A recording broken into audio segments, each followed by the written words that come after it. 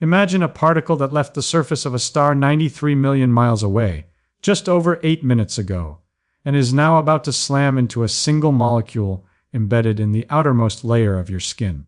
That particle, a photon of ultraviolet light, carries a precise amount of energy, 44 electron volts, just enough to snap one specific chemical bond.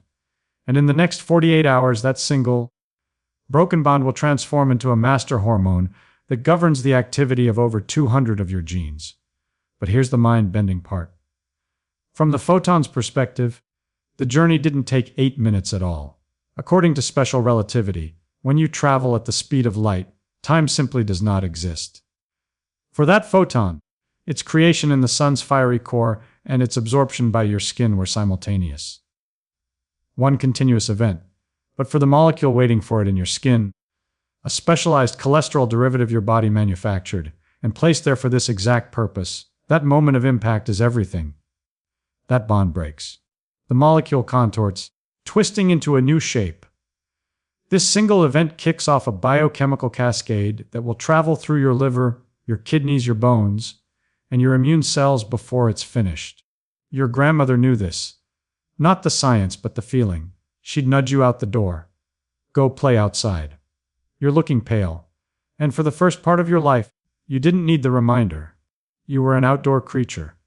You'd vanish after breakfast and reappear when the streetlights flickered on. The shift was gradual. Work moved indoors, sealed in climate-controlled boxes. Commutes became cave-like car journeys. Retirement for many shrinks to the four walls of the living room. The knees ache, making the garden a chore. The walking partners are gone. The simple advice your grandmother gave wasn't something you ignored as a rebellious kid. It's something life itself made impossible to follow. And every year you spend more time in the dim, artificial twilight of your home, a deficit deepens. A photon deficit, and it's silently affecting your blood pressure, your sleep, your mood, and the very density of your bones. Let's look at the raw photochemistry. Tomorrow morning, step outside and hold your arm up to the sky. Within seconds, ultraviolet B photons, with wavelengths between 290 and 315 nanometers, are piercing the outer layers of your epidermis. They're searching for a specific target, a molecule called 7-dehydrocholesterol, patiently sitting in the membrane of your skin cells. Your body didn't make this molecule by accident. It synthesized it specifically to be a photon receptor. Think of it as a perfectly shaped solar panel on your skin. When the UVB photon arrives, its energy is absorbed by a ring of carbon atoms within the molecule. That 4 electron volts of energy is perfectly calibrated to break one specific connection, the carbon 9 to carbon 10 bond. The ring snaps open. The molecule instantly changes its identity. It's no longer 7-dehydrocholesterol. It's now provitamin D3. Over the next day or two, your body heat, a steady 37 degrees Celsius, gently massages this open molecule into its final form through a process called thermal isomerization. The provitamin D3 converts to cholecalciferol, vitamin D3. This is just the beginning of its journey.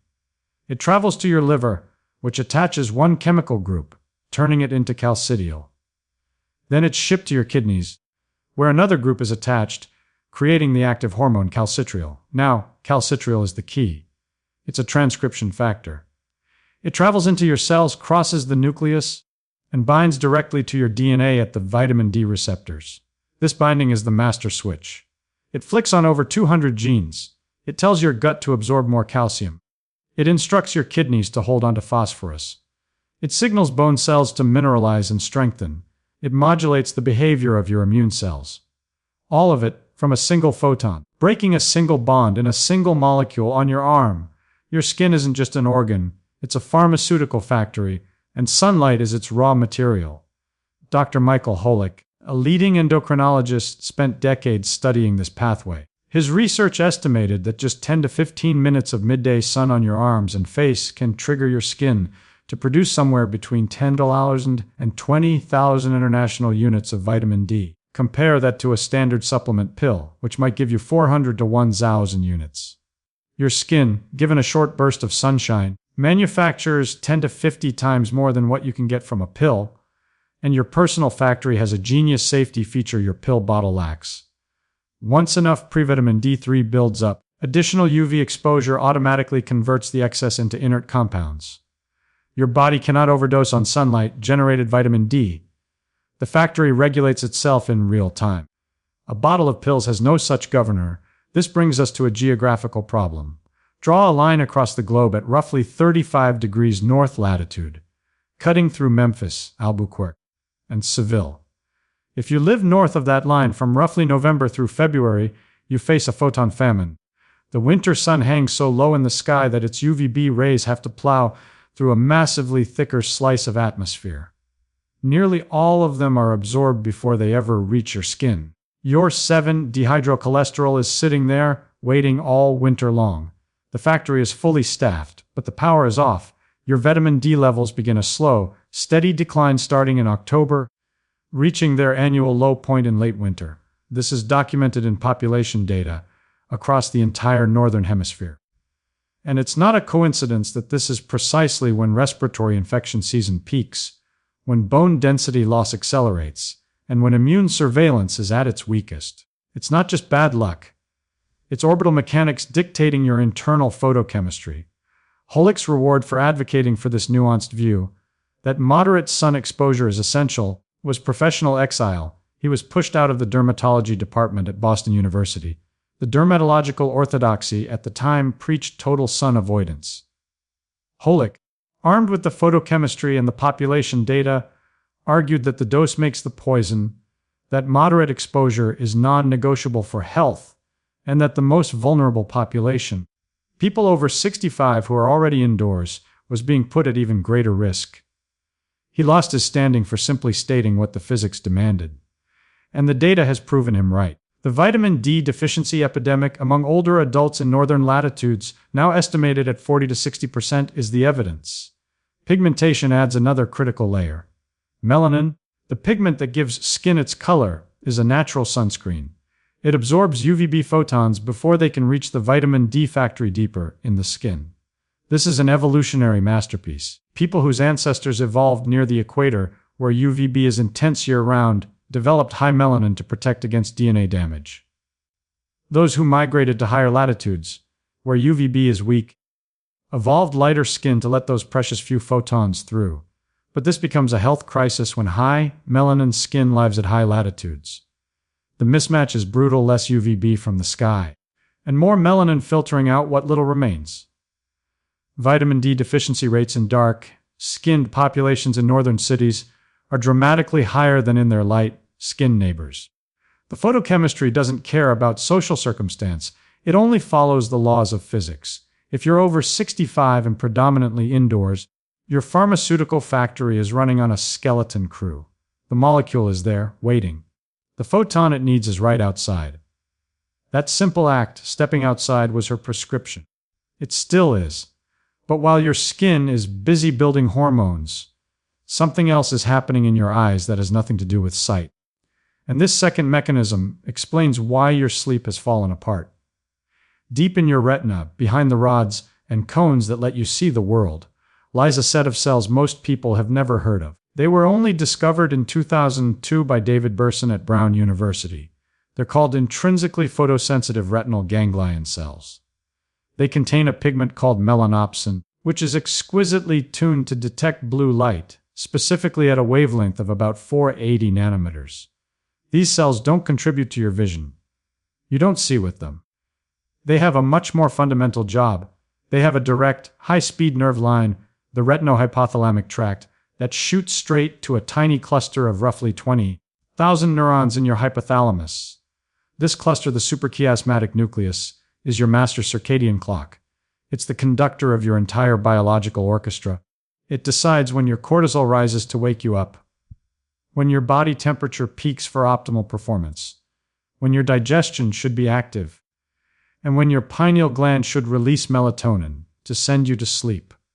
Every rhythm in your body takes its orders from this cluster, and this cluster takes its orders exclusively from the light entering your eyes through those melanopsin cells. Here's the number that makes this painfully personal. Typical indoor lighting, your living room, your office, a waiting room, produces between 100 and 500 lux. Your melanopsin cells need at least 1,000 to 2,000 lux to fire with enough strength to properly synchronize your clock. Outdoor shade on a cloudy day. That's 10,000 to 25,000 lux. Direct sunlight, 50,000 to 100,000 lux. The difference between inside and outside isn't a percentage. It's an order of magnitude. If you spend your day inside, your master clock is getting 100th to a 50th of the signal strength it evolved to expect. Sitting by a bright window helps, but glass filters out much of the UV spectrum, and the intensity even by the window is a mere fraction of being outside. Your clock is designed to be calibrated by a star. Indoor lighting isn't a dimmer version of that. It's a completely different, inadequate stimulus. Without a strong morning light signal, your circadian clock begins to drift. It runs on an intrinsic cycle of about 2 hours. That extra 2 hours might seem tiny, but over a week it shifts your entire sleep-wake cycle by nearly an hour and a half.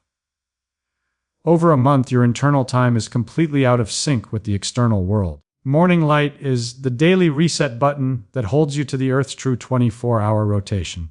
If you're over 65 and your sleep is shattered, if you wake at 3 a.m. and can't get back to sleep, if you're drowsy by early evening, if you never feel truly alert, the most likely culprit is a weakened morning light signal. Circadian amplitude naturally degrades with age. The peaks and valleys of your hormonal rhythms flatten. The cortisol surge gets weaker. The melatonin rise gets shallower. The signal gets fuzzy. Morning sunlight, just 15 minutes outside within the first hour of waking, restores the signal strength. The melanopsin cells fire. The clock resets. The whole hormonal symphony recalibrates. No drug does this. No sleeping pill can fix a drifting circadian clock. Photons entering your eyes are the only input your master clock accepts. And there's another cruel twist of aging. The lens of your eye slowly yellows over the decades, accumulating compounds that filter out short wavelength light. The very blue light your melanopsin cells need, 480 nanometers, is precisely what your aging lens blocks most aggressively. The signal is weakened, twice fewer photons coming in from being indoors, and a yellowing lens blocking the ones that do. The sleep problems of aging aren't inevitable. They're largely a photon deficit, and you can compensate for it by spending more time in bright light. The same melanopsin cells connect to another structure in your brainstem, the urapha nuclei. This is your brain's serotonin factory. In a landmark 2002 study published in The Lancet, researchers did something remarkable. They sampled the jugular vein, the vein that drains the brain, to directly measure serotonin turnover in living people. Correlating it with their light exposure that day, the relationship was undeniable. More bright light meant more serotonin synthesis. It was direct, continuous, and independent of season, temperature, or mood. More photons hitting the retina meant more of the primary mood, regulating neurotransmitter being produced in the brain. Serotonin is the precursor to melatonin. Your pineal gland converts serotonin into melatonin after dark. Higher daytime serotonin means more raw material for your nighttime sleep hormone. The light mood sleep axis is one continuous pipeline. Sunlight in the morning drives serotonin during the day, which converts to melatonin at night. Low daytime light means low serotonin, which means low melatonin, which means poor sleep, which means low energy the next day, which means you're less likely to go outside. It's a self-reinforcing downward spiral.